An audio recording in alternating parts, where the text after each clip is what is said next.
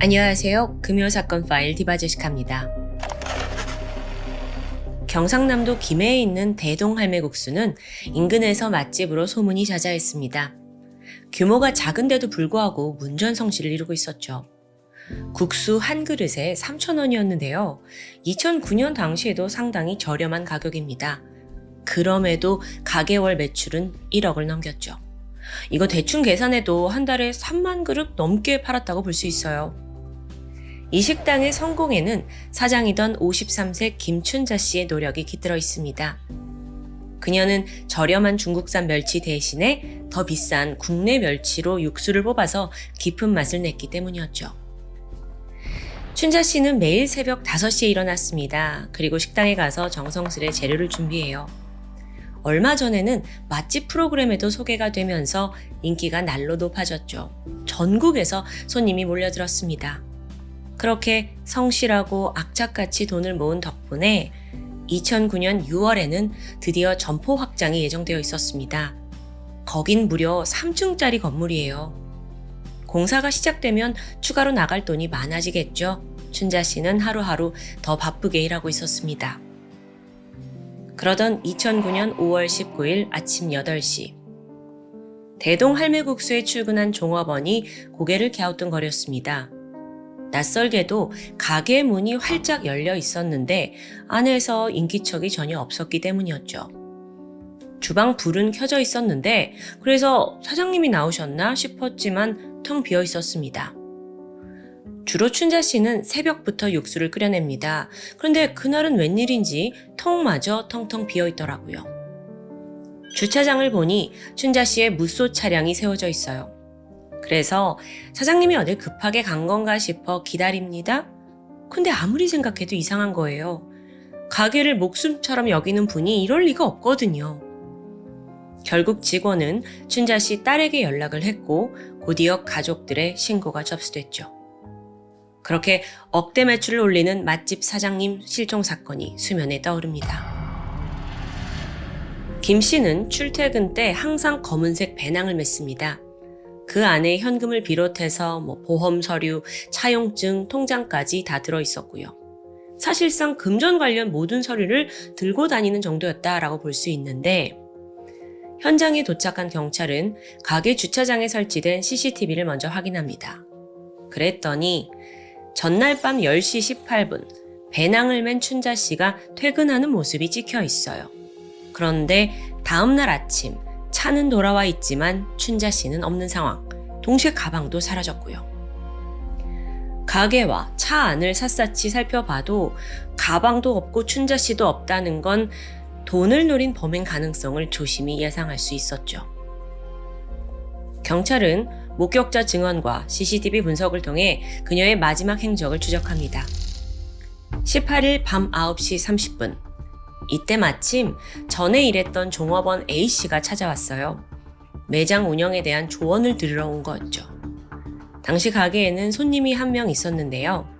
국수와 김밥 주문이 들어오면서 A씨가 사장을 돕게 됩니다.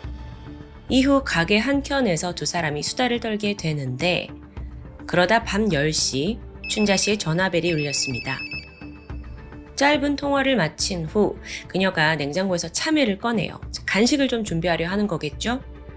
이걸 본 A씨가 아유 사장님 빨리 퇴근해야죠 하면서 대신 참외를 깎아 통에 넣어줍니다. 밤 10시 18분 마지막 손님이 떠났고 두 사람도 가게 불을 끄고 나옵니다. 그렇게 주차장은 어둠 속에 텅 비어있게 되는데 그러다 CCTV 속 춘자 씨의 차량이 다시 모습을 드러냅니다. 퇴근으로부터 3시간 뒤인 새벽 1시 47분이었죠. 그녀의 무쏘 차량이 조명을 끈 채 조심스럽게 가게 주차장으로 들어와요. 그리고 잠시 후 누군가가 운전석에서 내리는데 춘자 씨가 아닌 웬 남성입니다. 키 170cm, 오람한 체격에 모자를 푹 눌러쓰고 장갑을 끼고 있었어요. 한눈에 봐도 수상했죠. 차에서 내린 남성은 가게 문을 열고 들어가서 불을 켰고 이후 그대로 사라졌습니다. 그런데요, 여러분, 이 영상을 본 춘자 씨의 아들이 이게 화질이 별로 좋지 않았음에도 단번에 그 남성의 정체를 알아봅니다. 이 사람 트레일러 강 씨예요. 53세 강 씨. 그는 작년 초부터 이 국수집을 자주 방문하던 단골 손님이었습니다. 그러고 보니까 마침 어머니가 실종된 그날 오후 2시쯤 모두가 춘자 씨를 찾느라 정신이 없던 와중에 돌연 강 씨가 가게를 찾아왔어요. 자신은 이곳 손님이자 또 김 씨의 오랜 친구라면서 그녀가 돈을 받으러 김해에 갔다는 이야기를 넌지시 건넸죠. 그리고는 재차 물어볼 새도 없이 그냥 서둘러 가게를 떠났고요. 정말 수상하죠? 사실 강 씨는 평범한 트레일러 운전사가 아니었습니다. 그는 전형적인 투자 사기꾼이에요. 주로 자영업자를 상대로 돈을 갈취했는데 그러다가도 피해자들이 내 돈 달라 하고 막 요구를 하면 너 아무도 모르게 땅에 묻히고 싶냐? 뭐 이런 위협적인 협박도 서슴지 않았더라고요. 또 그렇게 여기저기 뜯어낸 돈이요 고스란히 노름판으로 흘러갔어요. 그런 강 씨의 눈앞에 맛집 식당으로 수억 원을 버는 춘자 씨가 나타난 겁니다. 분명 가만히 뒀을 리가 없어요. 초기에 강 씨는 두 사람이 동갑이라는 걸 내세워서 춘자 씨에게 아주 친근하게 접근했습니다. 자연스럽게 식당에 오고 수다를 떨고 그러다가 종종 아이 좋은 투자처가 있는데 말이야 이러면서 투자를 권유했고요. 강 씨와 따로 만나 밥을 먹은 적도 있다고 합니다. 그러고 보니 춘자 씨가요. 2009년 3월 27일부터 실종된 5월 18일까지 총 11번에 걸쳐 5천만 원 정도를 그에게 송금한 기록이 있어요. 문제는 춘자 씨가 사라지면서 그 정확한 거래 명세서와 차용증까지 사라졌거든요. 그러니까 두 사람 사이에 어떤 돈관계가 있었는지는 명확히 밝혀지지 않았죠. 그저 피해자 아들로서는 가게 공사를 앞둔 상황이잖아요. 그래서 어떤 투자 목적으로 돈이 오간 것으로 보고 있습니다. 하지만 이에 대해 강 씨는 내가 빌려줬던 7,500만 원 중에 일부를 돌려받은 거다라고 주장했고요. 어쨌든 지금 화살은 강하게 강 씨를 향하고 있습니다. 경찰 또한 그를 유력 용의자로 판단했고요. 게다가 전날 방문했던 직원 A씨 증언에 따르면 춘자 씨가 밤 10시쯤 통화를 했다는 대목이 있었어요. 통신 기록을 조회해 봤더니 그 발신자 역시나 강 씨였습니다. 이 통화를 이후로 춘자 씨는 더 이상 핸드폰을 사용한 기록이 없어요. 여기까지 파악한 경찰은 춘자 씨가 퇴근 후에 강 씨를 만나러 갔다가 변을 당한 게 아닐까 추정합니다. 그리고 수사는 강 씨의 그날 밤 행적으로 집중되었죠. 자, 여기서부터는 타임라인이 굉장히 중요합니다. 문제의 강 씨, 그는 사건 당일 저녁 7시에 자기 트레일러에다가 철판을 싣고 그 트레일러 주차장에 차를 세워둡니다. 그리고 저녁 9시에 본인의 회색 라세티 승용차를 몰고 그곳에서 10km 떨어진 김해시 강동 고향집을 찾아갔죠. 먼 발치에서 자식들이 집에 잘 왔는지 눈으로만 확인을 했고 다시 운전대를 잡습니다. 그리고 트레일러 주차장으로 돌아와요. 안타깝게도 그곳엔 CCTV가 설치되어 있지 않았는데요. 대신 경찰은 인근 주유소 CCTV를 확보합니다. 이게 보니까 트레일러 주차장에 출입한 모든 차량이 찍혀 있었어요. 그리고 여기서 의외의 차 한 대가 등장했죠. 바로 춘자 씨의 무쏘 차량이었습니다. 정확히는 밤 10시 41분 트레일러 주차장으로 들어가는 무쏘 차량이 확인돼요. 자, 국수집에서 여기까지는 약 23분이 소요됩니다. 퇴근을 한 게 10시 18분이었으니까 여기 강 씨 만나러 왔다고 볼 수 있겠죠? 그리고 나서 영상을 계속 돌려보면 한참 시간이 지나고 3시간 정도 됐을 때 새벽 1시 23분이에요. 돌연 춘자 씨 차량이 주차장을 빠져나오고 있었습니다. 자, 어디로 갔을까요? 식당으로 갔죠. 식당 주차장에 도착한 시간이 새벽 1시 47분. 이것도 정확히 24분이 걸렸어요. 자, 정리해보면요. 여기까지만 보더라도 트레일러 주차장에서 누군가 무쏘 차량을 운전해서 그 새벽에 국수집으로 온 거예요. 트레일러 주차장에서요. 아니, 여기에 완벽히 부합하는 사람은 당연히 강 씨뿐이에요. 게다가 경찰은 이걸 뒷받침할 수 있는 추가 증인까지 확보합니다. 마침 새벽 2시 강 씨를 태운 택시기사가 있어요. 그러니까 이거는 국수 가게를 빠져나간 후겠죠? 당시 모자를 푹 눌러 쓰고 있어서 얼굴을 보진 못했대요. 그런데 잠깐 대화를 하던 중 자신이 트레일러 운수업을 하고 있다는 말을 기사가 똑똑히 들었습니다. 심지어 목적지도 다시 트레일러 주차장이었고요. 확인해 보니까 새벽 2시 20분쯤 그 택시가 들어가는 모습이 외관에 있는 그 주유소 CCTV에 남아 있어요. 지금 이거 범인이 누군지 거의 100% 윤곽이 잡히고 있는 거예요. 여기서 경찰은 최악의 시나리오를 가정합니다. 일단 춘자 씨는 실종된 직후부터 생활 반응이 전혀 나타나고 있지 않아요. 안타깝지만 이미 목숨을 잃었을 가능성이 다분합니다.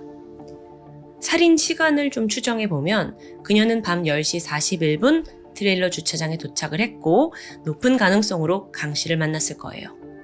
그런데 강 씨의 통화 기록을 보니까 밤 10시 55분 태연하게 동료와 전화한 기록이 있더라고요. 그래서 경찰은 딱 그때의 공백 14분 동안 살인이 발생했을 것으로 추정합니다.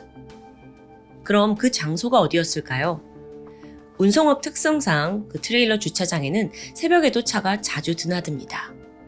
강 씨가 사람들 눈을 피해야 했을 거고 외부와 철저히 고립이 되어 있으면서도 또 춘자 씨의 의심을 사지 않을 장소, 거기가 어디일까 하고 생각해보면 단 한 곳이 떠올라요. 바로 강 씨의 트레일러겠죠. 즉각 경찰은 영장을 발부받아서 트레일러 내부 수색했어요. 안에서 10개의 혈흔이 발견됐는데 이 중 하나가 춘자 씨와 일치합니다. 그런데 여러분, 문제가 있었습니다. 이 혈흔이 살인을 입증하기에는 너무도 소량인 거예요. 그러니까 이걸로 결정적인 증거다라고 들이밀기엔 부족한 상황인 거죠. 그러고 보니 강 씨에게는 이해할 수 없는 행적이 하나 더 있습니다.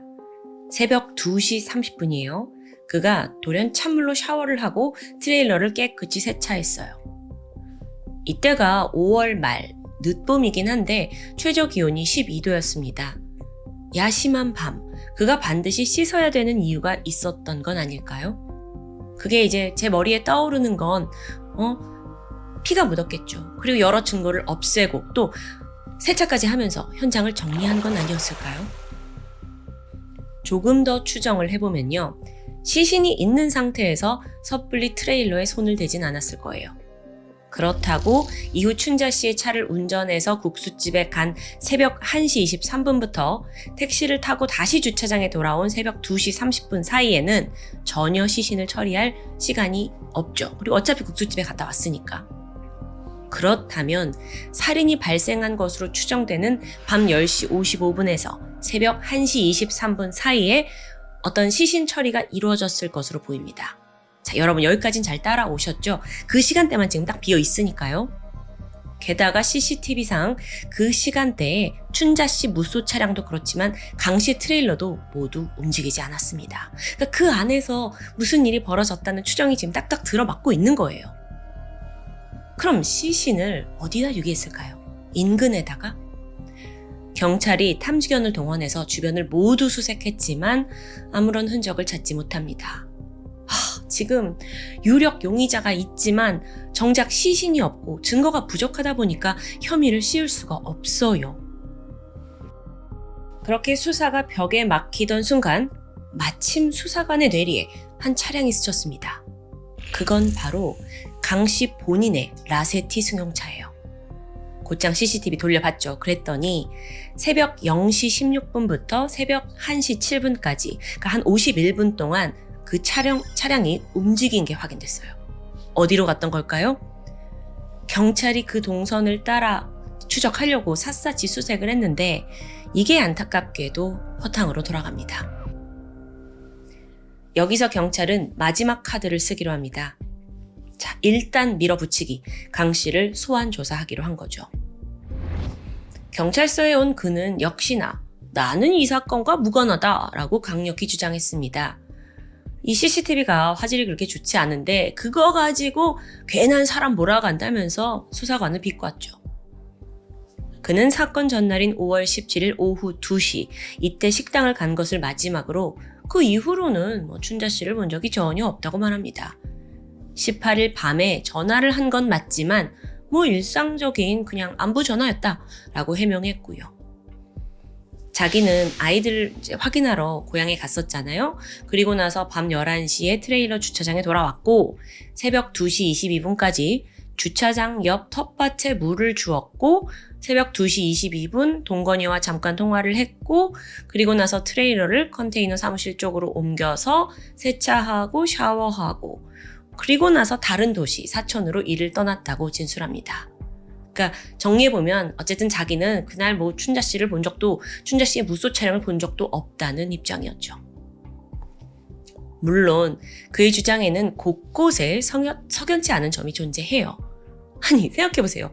그 늦은 밤 3시간 동안 작은 텃밭에 물을 줬다고요? 뭐 이거부터가 이상하잖아요. 상식적이지가 않아요. 게다가 줄곧 주차장에 있었다는 말과 달리 CCTV에는 19일 밤 0시 16분 주차장을 나가는 강 씨의 라세티 승용차가 찍혀 있어요. 분명 어딜 갔잖아. 자, 근데 문제는 지금까지의 추정은 정황 증거일 뿐이었습니다. 강 씨의 거짓말을 밝힐 수는 있지만 그게 살인을 입증할 수는 없는 상황인 거예요. 추가로 팔과 목에 긁힌 상처가 여러 있더라고요. 근데 여기에 대해서도 내가 뭐 시골 갔다가 풀을 베다가 다쳤다 라고 둘러대면 끝입니다. 이렇듯 강 씨가 강하게 무죄를 주장하는 상황에서 경찰이 할 수 있는 건 아무것도 없었습니다. 검찰 또한 이걸 살인죄로 기소하냐 마냐 신중을 기했는데요. 행여나 증거 불충분으로 무죄가 선고되면 아시다시피 일사부재리의 원칙에 따라 나중에 결정적인 증거가 나와도 더 이상 죄를 물을 수가 없어요. 그래서 결국에 심사숙고한 끝에 검찰은 살인죄를 불기소로 처분했고요. 춘자 씨의 차량을 불법으로 사용한 것에 대해서만, 약간 경범죄에 대해서만 죄를 묻게 됩니다. 그렇게 결국 강 씨에게는 자동차 불법 사용 혐의, 절도 혐의로만 징역 1년이 선고되었죠. 이후에 그는 사기 혐의로 다시 재수감되었지만요. 강 씨는 현재 유유히 우리 사회로 돌아왔습니다. 이후 행적에 대해선 알려진 게 없고요. 김춘자 씨 실종 사건이 매스컴을 탄 이후 범죄 전문가들의 분석이 잇따랐습니다. 그리고 많은 이들이 이거 혹시 공범이 있는 게 아니냐 의심을 해요. 그러면서 추가로 2명의 인물에게 그 화살이 쏠렸는데요. 그건 바로 강 씨의 동거녀와 또 친형이었습니다. 강 씨는요, 사건이 발생한 19일 새벽 동거녀와 22차례나 통화했습니다. 그러니까 이건 평소의 기록을 봐도 더 자주 연락을 한 거예요. 혹시 이때 살인이나 시신 유괴에 관한 어떤 내용을 공유한 건 아닐까요? 사실 여러분, 강 씨는요, 글을 읽고 쓸 줄 모르는 문맹이었습니다. 즉, 은행 업무 자체가 좀 불가능해요. 그런 강 씨가 여태 투자 사기를 벌일 수 있었던 건 다 알고 보니까 동거녀의 협조 덕분이었죠. 실제 피해자들은 물론이고 춘자 씨 또한 강 씨의 동거녀에게 돈을 송금한 내역이 있습니다. 더불어서 강 씨는 고향에 본인 명의의 땅이 있습니다. 그런데 사건이 벌어지고 나서 강 씨 형이 여기에다가 축사를 짓고 소를 키웠다는 제보가 있었어요. 근데 이상한 점이 있죠. 그 땅은 물을 공급받기 힘든 곳이래요. 소를 키우기에 적합지 않아요. 그래서 어떤 가설에서는 새벽 0시 15분부터 새벽 1시 7분 사이 동거녀가 강 씨에게 시신을 전달받고 이후 그 고향에 있는 땅에 매장을 한 후 의심을 피하기 위해 형이 급하게 축사를 세운 게 아니냐라는 의혹이 있습니다. 이게 어딘가 딱딱 들어맞는 듯 하지만 어디까지나 가정일 뿐이지 뒷받침할 증거는 나오지 않았습니다. 춘자 씨가 실종된 지 올해로 벌써 16년이 흘렀습니다. 가족들은 끝없는 고통과 또 그리움 속에서 하루하루를 버티고 있죠. 시신조차 발견되지 않아서 살인이 아닌 실종 사건으로 남아있는데요. 앞으로 이 수사에 활력을 줄 수 있는 열쇠는 그저 사람들의 기억에 있습니다.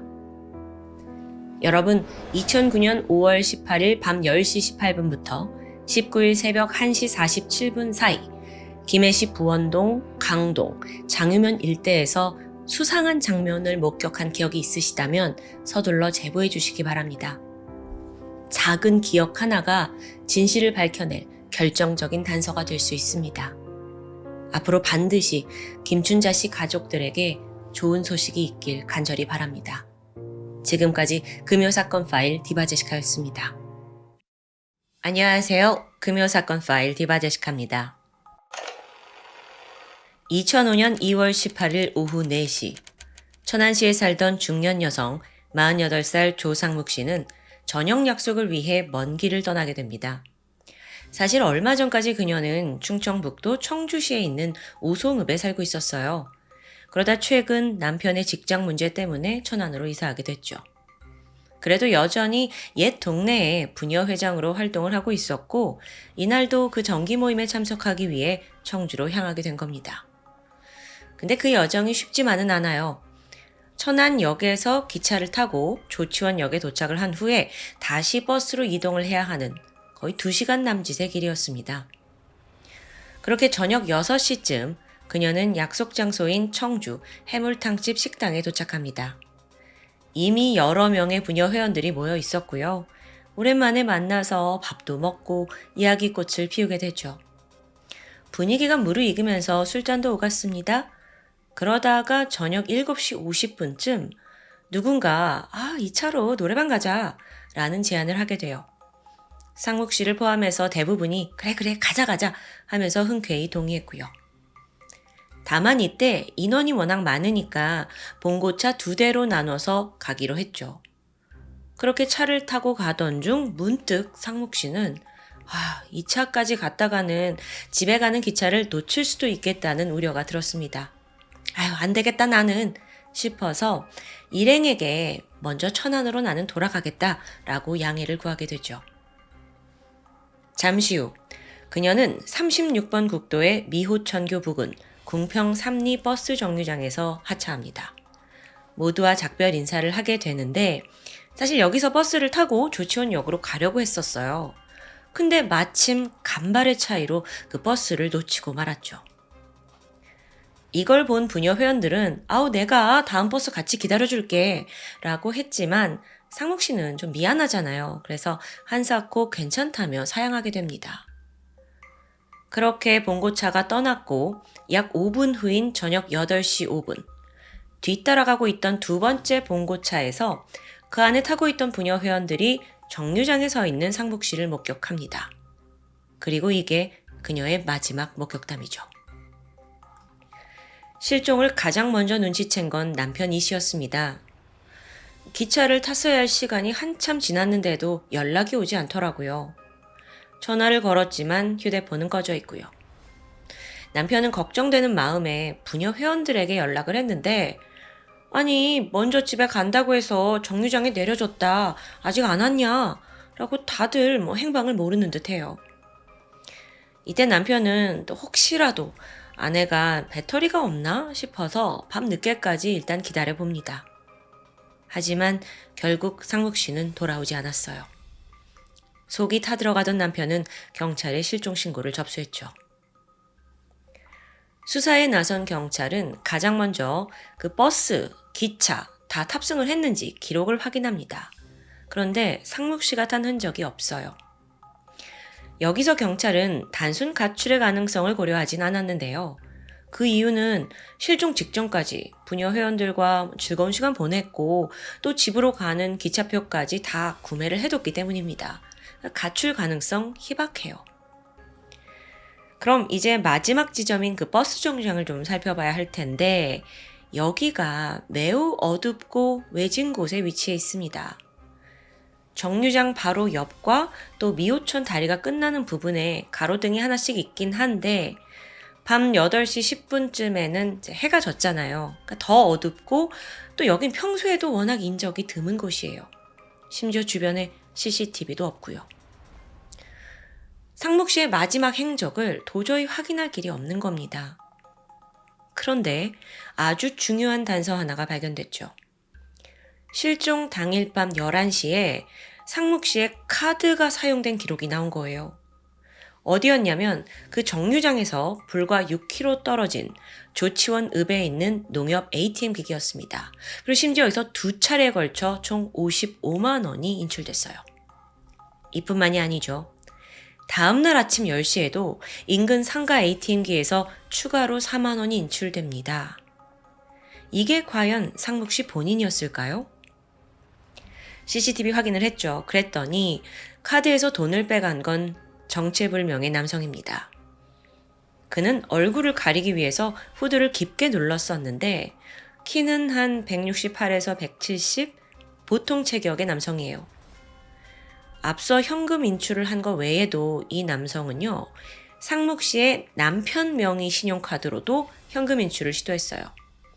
하지만 2번이나 비밀번호 입력에 실패하면서 포기하고 말았죠. 그런데 여기서 주목해야 할 장면이 있습니다. 최초 인출을 했을 당시 범인은 상묵 씨의 카드 비밀번호를 정확히 알고 있었어요. 그걸로 손쉽게 돈을 빼간 거고요. 하지만 남편 카드 비밀번호는 2번이나 오류가 났다고 했죠. 경찰은 이 시점에서 어쩌면 조상묵 씨가 더 이상 비밀번호를 말할 수 없는 상태가 아니었나라고 봅니다. 즉 너무도 안타깝지만 그녀가 실종된 저녁 8시 10분부터 11시 그 사이에 그녀가 납치됐고 협박을 당한 후 살해됐을 것으로 조심스럽게 예상합니다. 한편 경찰은 범인의 이동 경로도 분석해요. 자, 문제의 정류장에서 조치원 읍내까지는 총 3가지 경로로 이동이 가능합니다. 그 첫 번째는 정류장 바로 앞에 있는 왕복 4차선 도로를 이용하는 거고요. 2번째는 버스 정류장 바로 옆에 있는 미호천 뚝방길로 이동이 가능해요. 마지막 3번째는 정류장 반대편에 위치한 뚝방길이었죠. 이 중에 그 첫 번째 왕복 4차선 도로요. 이게 가장 빠른 길이긴 합니다. 근데 경찰로서는 범인이 여길 이용했을까? 라고 생각하게 돼요. 왜냐하면 통행량이 많은 곳이라 누군가를 납치하기에는 노출 위험이 커지잖아요. 또 이 4차선 도로 끝에는 치안센터까지 위치해 있었고요.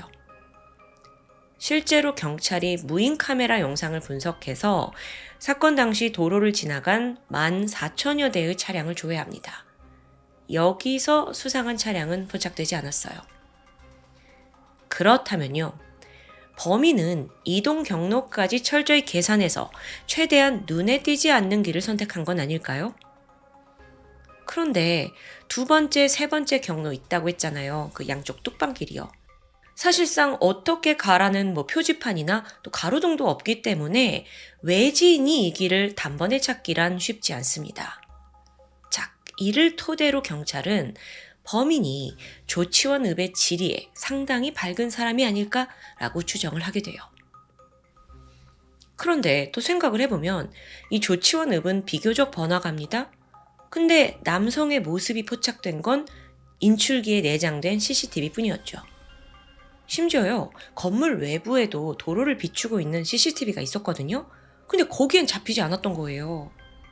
그래서 이걸 또 해석을 해보면 범인이 애초부터 CCTV가 어디 있는지 그 지점을 정확히 알고 있었고 일부러 카메라가 비추지 않는 방향에 차를 세웠고 인출기에 가서 돈을 빼간 건 아닌가라고 추정이 가능합니다. 여기서 다시 한번 이 범인이 이 지역을 잘 아는 사람이 아주 치밀하게 행동했다고 볼 수 있겠죠. 그럼 혹시 일말의 희망으로 그 인출기에 지문이 찍혀 있지 않을까라는 생각이 들어요. 근데 하필 범인이요? 손가락 다가 아니라 끝부분만 사용했어요. 그래서 지문이 전혀 없습니다.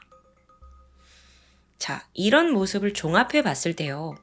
범인은요, 상당히 치밀하죠? 즉, 초범이 아닐 가능성이 높아 보여요. 보통 몇 번씩 이런 범죄를 해본 놈들이 하는 그런 계산적인 행동을 보이니까요. 그래서 경찰도 일대 전과자들을 수소문하면서 수사를 확대했습니다. 분명 이 중에 범인이 있을 줄 알았는데 허탕이었죠. 이후 사건은 공개 수사로 전환돼요. 수배 전단지 4만 장이 배포가 되었고요.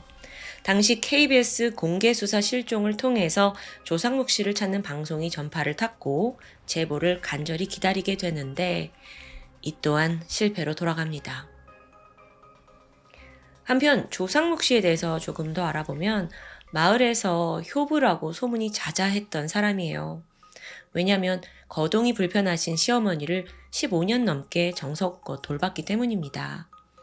근데 그런 며느리가 하루아침에 사라졌잖아요.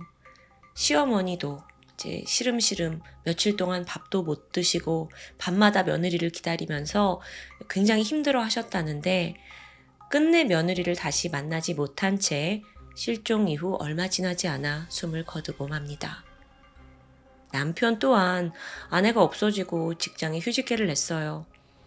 전단지를 자동차에 다 붙여놓고 혹시라도 아내를 본 사람이 있을지 모른다는 희망으로 청주, 조치원 수없이 오갔죠. 하지만 아내도 범인도 단서도 그 아무것도 발견되지 않은 채 사건은 5년간 답보 상태에 빠져버립니다.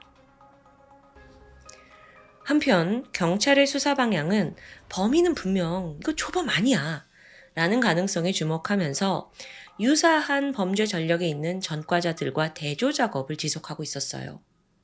그러다 2009년에 기억하시겠지만 연쇄살인범 강호순이 검거가 됐죠. 그래서 경찰이 혹시나 싶어서 연관성을 조사합니다. 이게 범행 시기가 좀 겹치는 부분이 있거든요. 특이점은 발견되지 않았고요. 계속 조사가 이어지다가 한 해가 지나고 2010년 드디어 유력한 용의자가 떠올랐습니다. 그는 청주 일대에서 활동하던 연쇄살인마 43살의 안남기였죠. 그가 어떤 사람이냐면요. 지난 2000년 택시기사로 일하던 중 승객을 상대로 강간 미수 사건을 저질렀고요. 이 일로 3년간 복역을 합니다. 하지만 출소를 한 후에도 범죄를 멈추지 않았어요. 2004년부터 다시 택시를 이용해서 범행을 이어갔죠. 근데 여기서 그가 도급 택시라는 걸 운행했습니다. 도급 택시가 뭐냐? 이건 정식으로 택시 회사에 고용된 기사가 아닌데도 불구하고 일정 금액 좀 지불하고 택시 회사로부터 차 빌려서 돈을 버는 방식이에요. 분명 이건 불법이죠.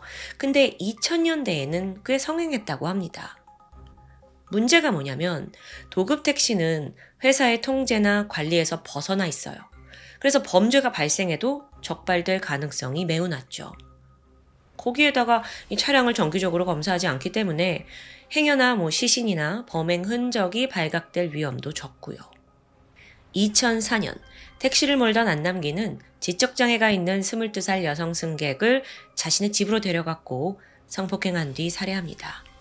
시신은 세종시에 있는 조천변에 유기했어요. 그 이후에도 2009년과 2010년에 3명의 여성을 납치하고 현금을 뺏은 후에 시신을 유기했고요. 그의 연쇄살인은요, 2010년 3월 시신을 유기하는 장면이 CCTV에 잡히면서 꼬리가 잡히게 된 겁니다. 안남기가 검거됐잖아요. 그리고 나서 자세히 보니까 이게 조상묵 씨 실종 사건과 그의 범행 수법이 뭔가 유사점이 꽤 많아 보였던 거예요. 생각해보면 피해자들 모두 20대에서 40대 여성이었고요. 청주 일대에서 실종되거나 살해됐습니다. 조 씨 또한 48살로 청주시 인근 조치원 읍에서 실종됐고요. 결정적으로 당시 CCTV에 포착된 그 ATM기 남성 있잖아요. 그 남성의 체형과 안남기의 체형이 유사해요. 그래서 경찰이 계속 그를 주목하고 있었죠. 그런데 사실 이 과정엔 한 가지 풀리지 않는 부분도 있습니다. 바로 공백기인데요. 안남기는 2004년에 살인을 저지른 후 2009년까지 추가 범죄를 저지르지 않았어요. 그러니까 한 5년간의 공백기가 있었던 거죠. 그리고 이 시기 2005년에 조상묵 씨의 실종 사건이 발생했고요. 자, 이해를 좀 쉽게 하기 위해서 2005년 조상묵 씨 사건을 기준으로 안남기 사건을 전 범죄를 A라고 하고 그 이후를 B라고 해볼게요. 5년의 공백을 깨고 저지른 2건의 B 시기의 범죄에서는 이상하게 주기가 급격히 짧아졌어요. 그렇다 보니까 정말 이 5년이라는 공백기에 아무런 범죄도 저지르지 않았을까 하는 의심이 들게 된 거죠. 게다가 과거 A 시기에 성폭행이 주 목적이긴 했지만 그래도 금품을 갈취한 정황은 없습니다. 그의 범죄 패턴에서요. 하지만 비시기의 범죄를 보면 2009년과 2010년에는 피해자 카드로 현금을 인출하는 수법이 추가돼요. 이 또한 그 공백기에 있었다고 추정되는 조상묵 씨 사건에서 보였던 패턴이죠. 자, 만약에 안남기가 2005년 조상묵 씨를 살해한 범인이라면 그날의 사건을 계기로 이후의 범행 수법이 진화했을 수도 있겠다라는 분석이 가능해집니다. 물론 이건 가정일 뿐이고요. 안남기의 범행이 택시를 이용했다라는 점도 주목할 만해요. 조 씨가 실종된 정류장 어둡고 인적이 드물다고 했잖아요.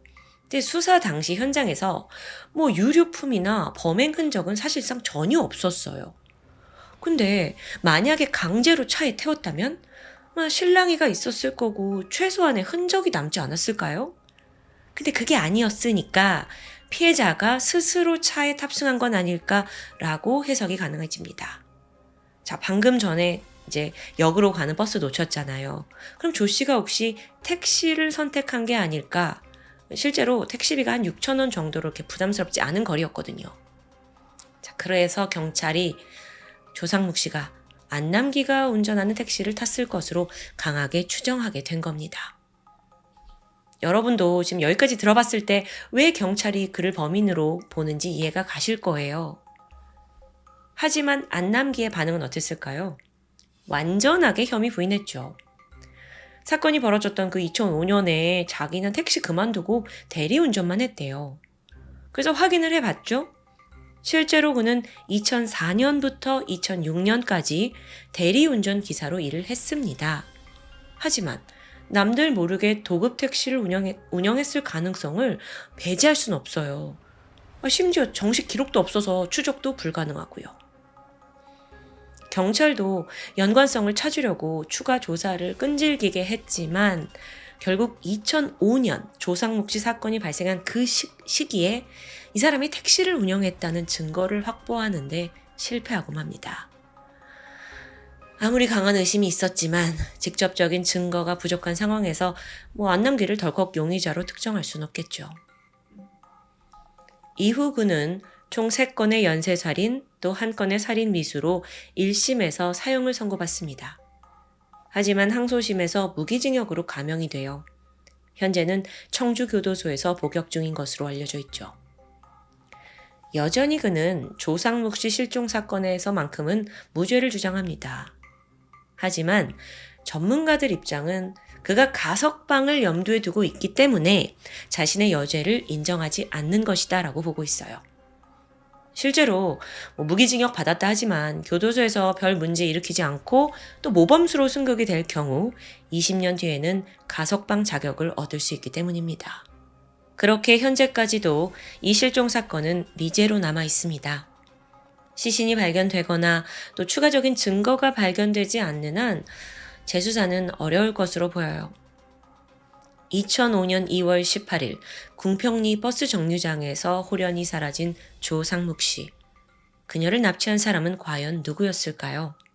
어떻게 단 한 개의 흔적도 없이 이렇게 실종될 수 있을까요?